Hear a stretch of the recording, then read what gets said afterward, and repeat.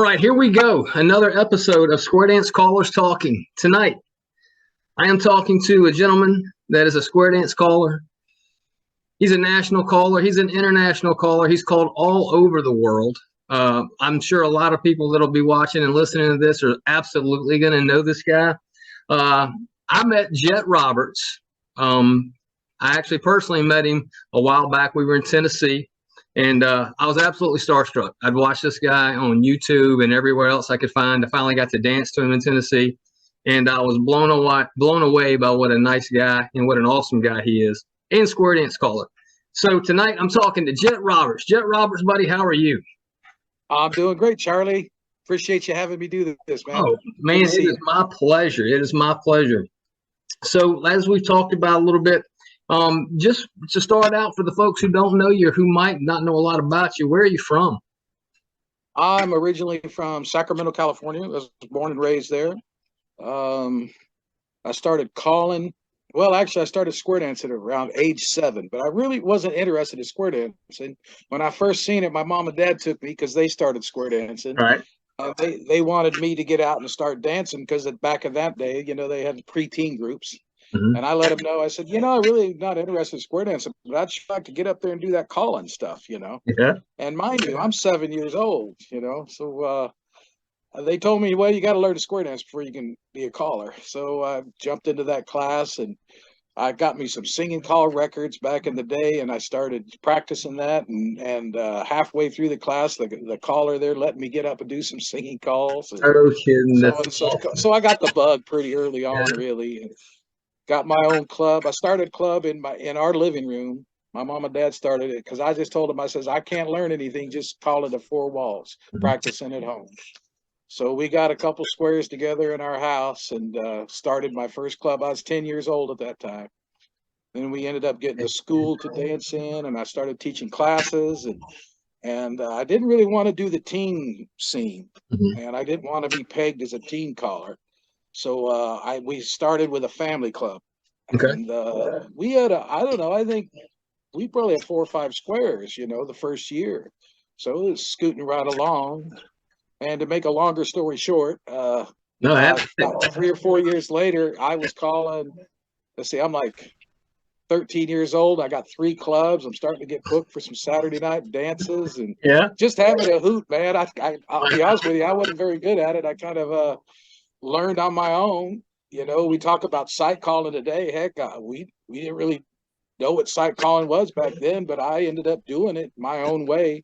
I didn't always get the corner right, but I was probably 75% at the time. And, for 13 years old, I was pretty happy with that. Right. So I kind of developed a lot of my own skills. And to this day, I just go back on, from when I was beginning, how did I put all that stuff together, and to this day, I still kind of do it the same way. I do a lot of my resolve, and everything is on the fly, man. I just know where everybody's at all the time. Yeah. And it makes it pretty easy for me because I grew up with it. That's what I was learning. I probably should have studied more schoolwork than I did. Because I was more fascinated with calling, the skills of calling, than I was with schoolwork. And then I got a little trouble for that. So I had to get back on to focusing that. But, I was having a good time. By the time, I started traveling quite a bit when I was 16. When I got my driver's license, I started hitting the West Coast. I was doing Oregon, Washington, and Nevada. Nevada was my first out of state gig, really.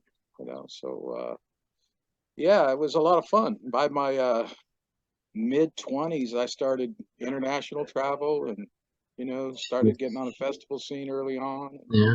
It's just been a great ride, man. I still enjoy it. Man, I enjoy it as much today as I did back then. So I tell you, we talked a little bit, quite a bit in Tennessee, where I really got to know you a little bit, and we'll talk about the karaoke stuff we did. There might have been a few beers involved with that. There was absolutely a few beers, more than a few. But that being said, I was talking to you, and you probably don't remember this because just in passing, and since I'm really early on, just starting out, still trying to find the corner, doing stuff like that, I asked you about a singing call pattern that you had done when I just heard a little while earlier. And I said, hey, man, what was that pattern you were doing? and you said, I don't know, I just cite some of my singing call patterns. And I thought, are you kidding me? You sight call your that just blew me away, because I go into a dance, I've got several memorized for each singing call that I'm going to do. We all do that, yeah. And when you told me, I can't remember, I was just citing that, and I was just blown away by that, doing it on the fly. What you're talking about, that is impressive. So you're traveling around. First of all, I looked at your website today, which I've done before, but I looked at it. You've got the best home screen of anything I've ever seen when it comes to thing with the jet on there. Phenomenal. All right. Yeah. My middle daughter designed that. Yeah. Okay. I need to get some updates on there, but the schedule's always correct. Okay. I keep my schedule up to date, but the rest of it needs a little bit of work. So you've done quite a bit of international travel. Tell me something about that. I've never gone and called out of country. Oh, man. Tell me about it. That all started, let's see, I would have been in my mid-20s, I guess. I got invited to call in New Zealand, Auckland, New Zealand, right around Rotorua was the place, just outside of Auckland. So I went over there and done that gig, and that kind of really opened the door for me over there. They hired me back, but they said, hey, can you come over, and we want to share all the expenses with some of the clubs in Australia. So the way it worked out is I went over and done a week in Auckland. And then from there, I went over to Adelaide in South Australia and did a week for them. And from there, I went over to Perth, Australia, in Western Australia, and did a week for them. And so that just started turning into a yearly and sometimes twice a year thing. And then in Perth, I met up with Steve Turner, who's a really good, Steve and Susan Turner, good friends of mine. And that's what kind of led into me moving out to Australia for a couple of years. Not quite 2 years, but that was just over a few adult beverages with Steve, and he called me out on it about a couple of years later. And I said, okay, let's go. So anyway, I ended up going over there for a couple of years. But then from there, I guess, once I came back, I was doing that run quite a bit. And then I got invited over to Sweden. Okay. I did I think I did 2 weeks over there. I went to Sweden, and then I did a weekend in Denmark. And I came back from that one, and that really opened the door for Europe for me. From then I started touring over there 4 or 5 times a year. I was going over there quite frequently. And I was there on the heyday, at the end of the heyday before things started slowing down. And we were packing the halls every night. And I just had a great time. That's where I met my wife, Sylvia. I met her in Sweden, and we just celebrated our 19th anniversary, believe it or not. Congratulations. That's fantastic. Great. Yeah. So that's how that all worked out. Now I just, I don't go over there as often. Actually, I was supposed to go over there next weekend, but I had some knee surgery, and I can't fly yet. So Ted Lazat's going to do me the favor of going over there next weekend. Very nice. We'll be back over again, and Tony and I have got quite a few things coming up overseas together. Okay. And so, you've been around for a long time in the calling world, since you were 7, 8 years old. Any influences? You basically, you grew up doing it. So any callers stand out that influenced you? Or you kind of my hero all along has always been Ken Bauer. I just love him to death. Yeah, I really do. He's a great person. I don't know him all that well, but I still talk to him on the phone occasionally. And anytime I'm around him or work with him, he's just like the perfect gentleman. And when he first came to Sacramento, I don't know, I was probably 12. I couldn't wait to be there. And actually, I got to shake hands with him and meet him. It was like, So he would be Biggie, But as far as calling skills go, I really learned a lot from, Jerry Story would be top of the line right there. I got the opportunity to be really close friends with him, and just watching him call. I call it a 4 ladies chain. I guess y'all call it an opposite lady line now. I'm trying to get in with the lingo here because I have my own thing, because I learned this when I was, 10, 12 years old. That's when I started figuring this stuff out. So I didn't know there was actually names for this, opposite lady to me was a 4 ladies chain line. And then he asked me one time about a get out. I said, well, it starts from that chain reaction position. He goes, chain reaction position? Well, say you had a really, really good. Okay. And they could do things that we could never get away with. All back. And the same thing, with today, which you didn't have when you were starting out, but I've got YouTube and different things like that where I'll just sit and I've watched so much of yours from the Pride Resort, watching you and Tony and Jerry and everybody else just picking up stuff, and grabbing a pattern or something that I like, and I'm like, hey, I'm gonna throw that in. So I think we've got an advantage. I would say the most important thing really is to know the definitions of all the calls. Okay. You really need to know those calls backwards and forwards, and then just start learning what patterns really work. A lot of flow modules. I use lots of different ways of calling. I use a lot of flow modules. Snap resolution, of course, is there all the time, but we all have our get outs, from certain positions. But I see so many guys just pass those get outs all the time because they're just not paying attention where they're at. I mean, you're always got your partner, your corners. They're always right there. Yeah. And a lot of times there's a real cool get out that you just passed up. But if you're paying attention and seeing where you're at, and once that little light comes on and you start seeing that type of stuff, it'll make your life a lot easier, I'll tell you. Instead of always searching for that corner box or that partner line or whatever y'all call them, Yeah. You don't need to go to those all the time. Sometimes it'll take you 20 calls to find that, that partner line or whatever. When you passed it up 5 or 6 times already, you've already had an ocean wave with everybody paired up. If you're in an ocean wave and everybody's paired up, to me, that's just a partner line of some kind. Yeah. And I think once you realize that, and if you got a one couple paired up, one's not, well, you're in some kind of corner box thing. If your corner's not there, she's over there. So there's really just not that many formations. It's not that hard once you start seeing it. Now, a little light comes on, and it'll make life a lot easier for you. Yeah, once you don't you're not getting overwhelmed by it. When you're looking for it, it's like something when you're looking for the tree in the woods. There's so many, and you can't find it.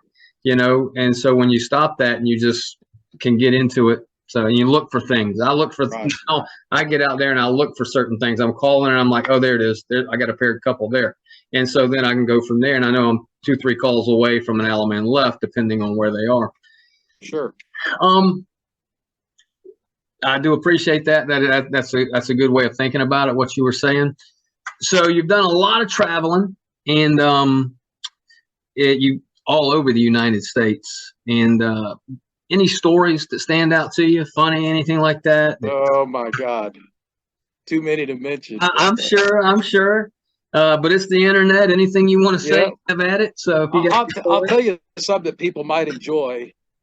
Is our daughter Stella, our youngest, she's 14 now, but growing up, she went to all the weekends and stuff with us, so she had her favorites.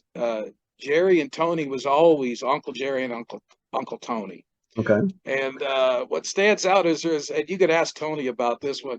We were doing a weekend out in California. We had our RV there. And Stella would get up and call with me occasionally. She'd get up and sing. She knew the lyrics to the songs. And so I gave her a microphone and she'd sing. And it was fun and blah, blah, blah. And this one time at the weekends, Sylvia, my wife, she was trying to get Stella to go to bed. And Stella says, I'm not going to bed till I can go sing with Uncle Tony. And this show, Sylvia she had her jammies on, put her slippers on, and took her on into the hall. And told Tony, and Tony got her right on up there and had her sing with him. And so you want to mention to him Stella and the ABC song. Stella, all right, I will. Stella and the ABC song. And actually somebody recorded it and put it on YouTube. So if you search like Tony Oxidine and Stella, you might come up with it. Okay, I'll do that. But, the funniest thing is he's up there doing the song New York, New York, and just killing it, crowd's all into it. Stella's never heard that song before. Yeah. And so she gets up there like in the middle of the song, and Tony's up there and trying to get her to sing. Well, on the last part of the song, number 7, he gets ready for the Weave the Ring. And he, instead of singing the New York, New York lyric, he hands the microphone to Stella and says, "Take it, Stella." And she starts the ABC song, A, B, C, D. And it finishes right towards the end, and where Tony just nails it. New York, New York. Like, oh my God, it's really, really cool. I will absolutely find that. I'll find that tonight. I'll tell you, I thought about this, and just to share one other story. This one here, you can't make up stuff like this.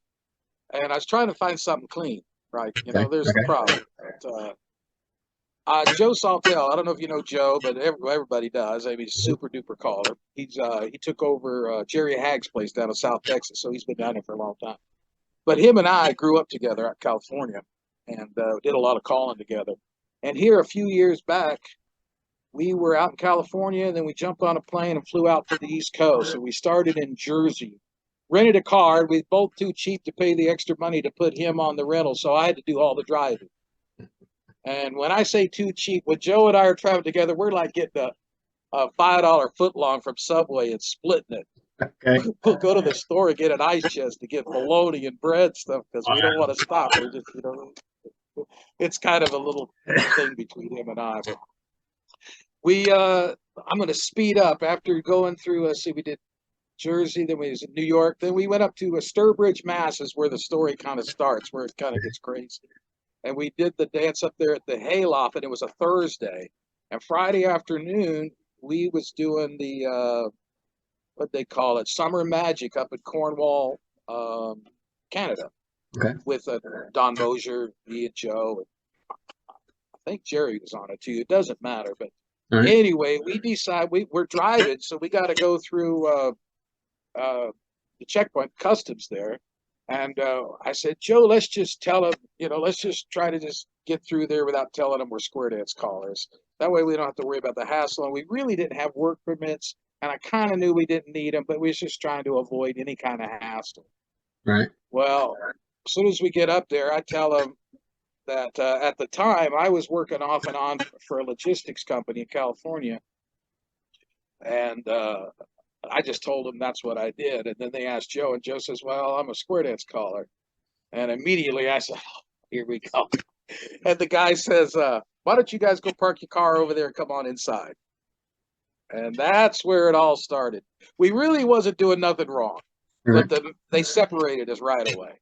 Took Joe to one room, me to another room. And again, to make a long story short, we did let him know that we were going there to call us to a square dance. I didn't say call a square dance, but we was going to the square dance. And then he asked, well, are you making any money? Are you calling over there?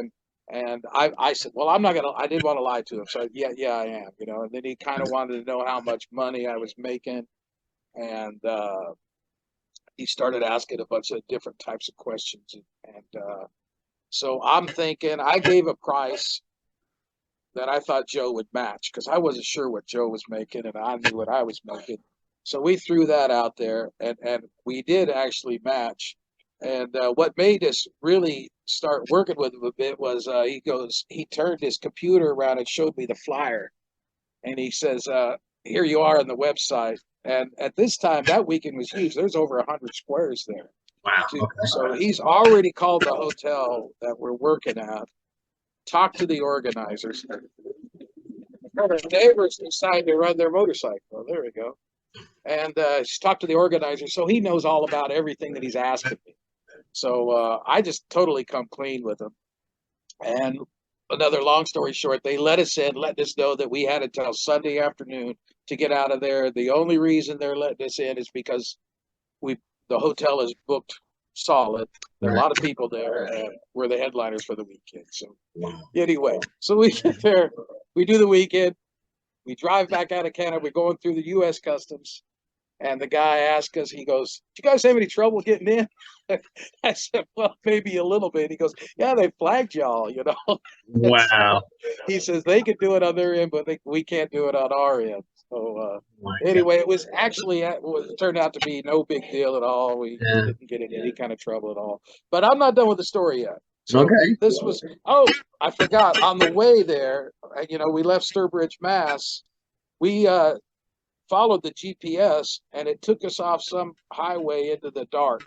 and we were driving and driving and driving, and this is the middle of the night at this point, and we're lost. And we actually ended up in Lake Placid. No And, kidding. in the middle Okay. of nowhere. We were just totally like an hour and a half out of our way for where we were supposed to be.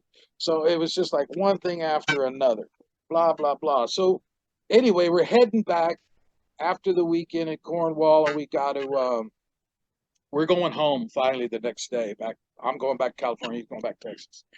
And I booked a room on hotels.com back in Newark by the airport.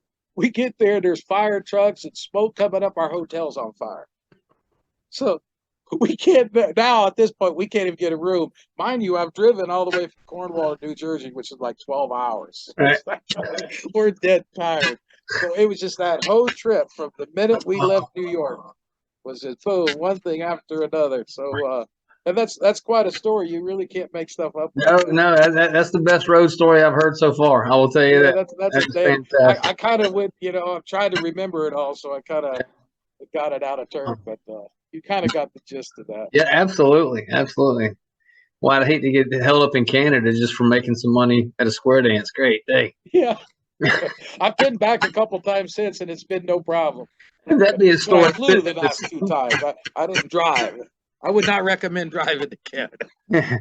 Telling somebody in a Canadian jail and they ask you what you did, I call it square dance. Okay, so that's why you're here. Right? Yeah. Oh my gosh. Well, man, I know it's impossible. Because how many recordings do you think you've recorded? Square dance calls, square dance singing calls. Oh wow, I never even thought about that. I honestly really don't know. What currently? What's your labels and all that? What are you calling on? Well, I'm on staff with Roy Records right now. Okay. I was on Rhythm for over 10 years. Thoroughly enjoyed working with those guys. And I think I worked with Wade for, 10 years or better over there.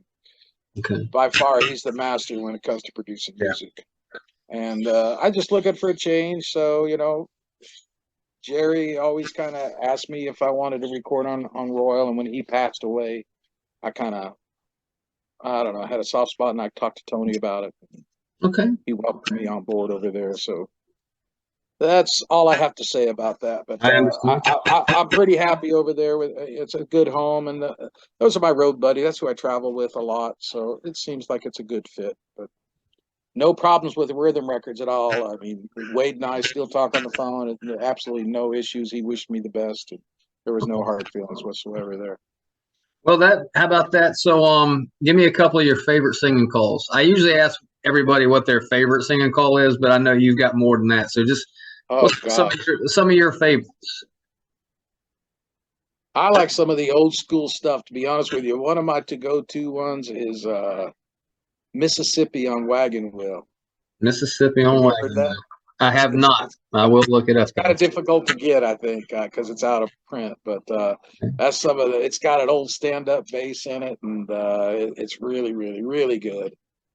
Other than that, I don't know. Ted Zott, he did a Story of My Life. That's a really good singing call. I like that one. I think I've heard you do that. Yeah. I think I heard you do that. Let's see. I still like Old Georgia on My Mind. Okay. The old Red Boot. Yeah, that's good. But, yeah, there's just too many of them, Charlie. I know. Okay. Well, now I know during the COVID and everything, you put some Facebook. I think it was Facebook where you were playing guitar. What kind of what musical instruments do you play? The guitar. Okay. And the radio. Okay. So if you're not square dancing or you're not square dance calling, what music? I'll tell you what, I'm going to move you indoors. These guys are going to ride their motorcycles out here, and I don't blame them. Okay. Just give me a sec. Yes, sir. Because they're going to get loud. I'm jealous. That's what I was going to do on such a beautiful day today. I thought about jumping on the Harley and going for a ride. I did. I knew you had a Harley. You get out a lot, or not as much as you want? Not as much as I'd like, but right. We do. My wife and I both ride. She's got her own, and I got mine. Okay. Yeah. So anyway, there we go. I think. All right. I got you. But there we go. So if you weren't listening to square dance music, what kind of music do you listen to? Oh gosh, I like lots of types of different music. I guess my favorite would be some old school country music. Mhm. I'm a big old Willie Nelson fan, that kind of era stuff. But then again, classic rock. One of my favorite artists, I guess, is like Paul Simon. Love me some Paul Simon. Okay. And if I didn't mention Seeger, Scott might get pissed off. We all love Seeger. Okay. Leonard Skinner, that type of stuff. I like it all. I even like the modern country. I know some people don't like it, but I don't see a problem with it. Let me turn this. It looks like you got it clear. Yeah. But yeah, what's your favorite kind of music, Charlie? Kind of like yourself. I'm all over the board. I'm more of a 80s metal, heavy metal. I'm a massive Metallica fan, that type of thing. But I recorded George Strait song with Tony. I love country. So all right. It depends when I wake up each morning how I feel. If I'm going to listen to Metallica's Sad But True or Paint Me a Birmingham by that's a goodie. Yeah, oh, I love that. I started to do the square dance version of that Tony and Jerry had put out, and it's very good. Right. I love that one. Something and it's a heck of a story behind that song, isn't it? It is. It really is. Yeah. And from the moment I heard it on the radio when it first came out a long time ago, I was just blown away by it. And then when I heard that Jerry had done it a few years back, I grabbed it immediately and started working on it. And at the GSI last year, I was in one of the classes and Tony happened to be there, and he said, what song do you want to do? And I said, Paint Me a Birmingham. I didn't even have it at the time. And I said, can you pull it up? Because I know it's on yours. And he did. And he worked with me on the open and all that. So then I went and bought it. And from then on, I've been doing it. So love that song. Yeah, that's a dandy. Jerry did a Barbara Mandrell song called Country. I Was Country. Country wasn't cool. Yeah. Man, that is an awesome song. Really good. That's one of my to-go-to songs. Yeah. I don't think it's on Royal though. I think he did it for somebody else. Okay. I'm not sure. Now here's something. Like I said, this podcast, and I imagine you've seen some of them. I try and talk about the square dancing part of it, and also for the people who don't get to talk to you like some of the callers do, and at some of the conventions you get to talk to dancers who only see you for 2 hours at their club if they hire you, and then you're on to the next one. So they only know the guy that's up there, the entertainer, and they get to know that person and like them. But just something about yourself. I thought of it last night. Let's try and take it a different direction. What some of your favorite movies? What do you like to do when you're not calling? Movies, TV, that type of thing. Oh man, we all love to stream all the movies. I guess my favorite all-time movie is that Saving Private Ryan. I don't know anything. Okay. Actually, anything with Tom Hanks in it, I'm gonna like it. Okay. But still, I like all the sci-fi stuff, like Star Wars and Star Treks. I own all those. Okay. And as far as TV, you go back to old school for me. Shoot, I own every episode of The Honeymooners, The Flintstones. Fantastic. I got all those on DVD. Some of the current stuff we like. My wife, we both like The Blacklist and what was that other Designated Survivor? We watched all those and Kiefer Sutherland. I'm a big fan of whatever he does. Oh sure. Yeah. Really, really good. We just got into that Madam Secretary and actually streamed all those. That was a pretty good program. I have not watched that. I'll have to look into that too. Yeah, we got to enjoy that. Yeah. That's good. Yeah, no, I was. Did you ever go through?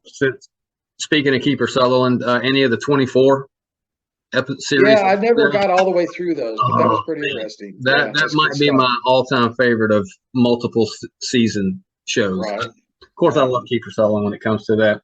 So you and the wife both have Harleys. Yes. Yep. Okay. Besides riding the motorcycles, any other pastimes you like? I mean, sports, anything like that you into or not? Oh, fishing for me, boy. I used to do a lot of that. I don't do as much as I'd like to now. I don't know why, but freshwater, saltwater. Probably freshwater. Okay. Back in California, I did a lot of trout fishing. Okay. And since we moved out here, it's kind of warm water and a lot of bass fishing here, but you really need a boat, and I don't have a boat. I bought a motorcycle instead of a boat. Okay. So, yeah. It's priorities. I get it. I get it. Yeah, I guess. Yeah. All right. Well, Sylvia's the one that wanted to get back into motorcycles. It was kind of funny. She says, "Hey, I want to get a motorcycle," is the way she put it. I said, "Oh, great. Yeah, I'd like to get that." She goes, "I want to be clear." She says, "I want a motorcycle, not you."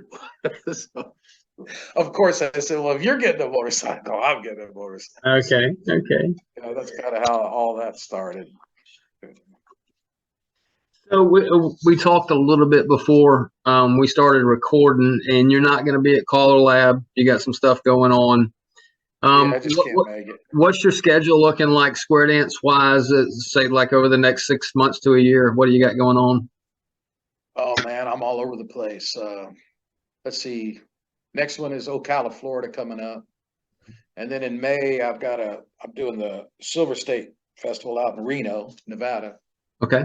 And that's a Wednesday, Thursday, Friday, Saturday, Sunday. Then Monday I fly home, and then Tuesday morning I head out to Texas. I'm going to drive that one. Got some stuff out in Houston, and then down in Killeen, down there by Austin. Then back to Houston. Then on my way home, I'm going to hit Slidell there, call for Ozone Squares there, Louisiana.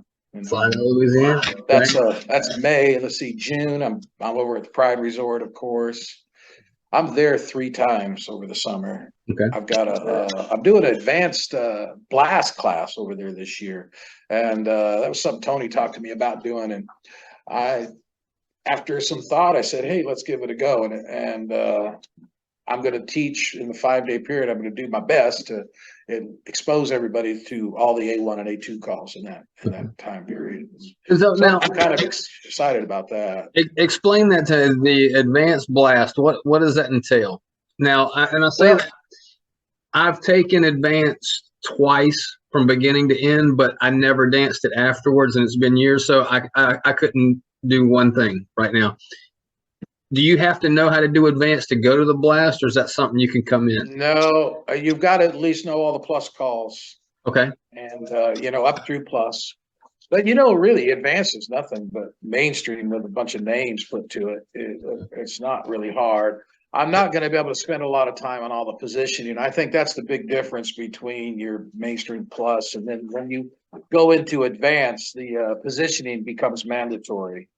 It's not an option. You really, to dance it successfully, if you go to an advanced weekend or dance the advanced style, you should know your positioning, So that's the big difference there. But as far as the blast class goes, I'm just going to start running everybody through all the calls. Mm-hmm. And there's certain things that I'll spend more time on. Okay. I usually, when I start an advanced class, first thing I do is start teaching some of the mainstream calls that they need to know. They need to know their fractions, all their quarter turns, halves, and 3/4. If you don't know your fractions, you're going to suffer in any level. And the circulates are very, very important. Everything that you do out there, any of the big calls, they're all involving your fractions and circulates. So you really need to know those, and your runs, your cross runs, and stuff like that. I think once you get a hold of that stuff, the rest of it's really not that hard. It's just mainstream calls with names. That's all. Okay. So that's the same thing. If I were to come out there, basically I'd be coming in from ground zero. I mean, I know plus and mainstream back and front, so I could dance. I could by the week I could get some of that done. Okay, absolutely. You could. I'm not going to say everybody can come out there and go through this blast class and then the next weekend go out and go to an advanced dance. I wouldn't recommend that. All I'm doing is exposing everybody to it. And I would highly recommend that if you wanted to continue dancing advanced, that you'd take a class. Okay. And, go from there. But at least this will expose everybody to it, and you can say, hey, either I like it or I don't. Okay. And, it's not for everybody. Well, that and just being at the RV place with all y'all. I mean, that's Pride RV Park is fantastic. It absolutely is. We actually go there on holiday a couple of times. Yeah. Okay. Two of us get together. Yeah, I've never, I mean, I knew about it, but we'd never gone until just last year. We finally got over there with Jack, Tony, and Ted with their plus weeks. And yeah. I was just blown away. We stayed in one of the cabins because we don't have a camper or anything like that. So my wife and I stayed in one of the cabins and had a great time. And, you know, they let me go up there and do my singing call that I recorded. And I was just like, man, I don't deserve to be up on this stage, not here at this level, but it was just awesome. And a lot of fun. And the dancing's such a high level because some of those folks that go out there every week they're out there.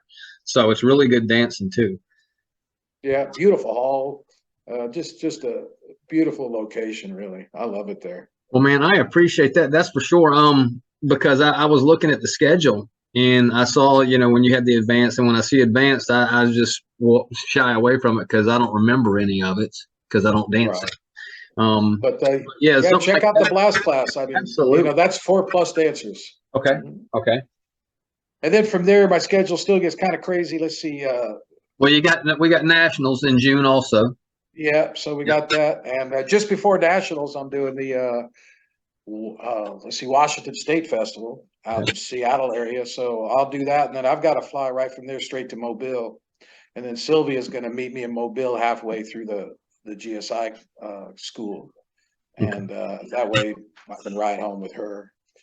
And let's see, August I'm back at Pride again. I'm out in Madison, Wisconsin, and then September we've got the trip out to Germany and Austria. That's for Tony and Kim and us. And we're taking Stella this year on this. This will be my second time doing that one. That's an amazing, amazing tour. It's really, really good. Sounds like and then we get back from that, and then it's off to Japan.